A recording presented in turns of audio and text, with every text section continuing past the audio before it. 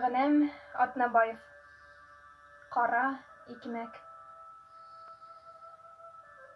Әсәй миңә ҡара икмәк сәйнәп, имеҙлеккә һалып биргән дә, үҙе киткән ураҡ урырға. Илағанмын, ләкин сыҙағанмын, икмәк менән була торорға. Ҡара икмәк бәләкәйҙән таныш. Беләм уның ҡиммәт икәнен.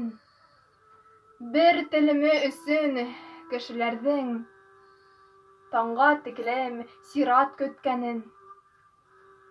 Ҡара икмәк ҙур мәсьәлә булған. 100 грамлап уны бүлгәндәр. Ҡош телендәй шул грамдар өсөн һуғышҡандар, хатта үлгәндәр.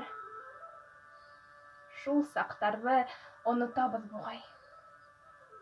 Әйтерһең дә күктән төшкәнбеҙ. Беребеҙ ҙә күктән төшмәгәнбеҙ. Ҡара икмәк ашап үҫкәнбеҙ.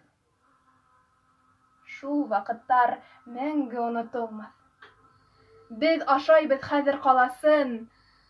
Шул ҡаластың тәмен белер өсөн онотмайыҡ уның ҡараһын. Онотмайыҡ йәйге селләләрҙә ең һыҙғанып кемдәр иккәнен.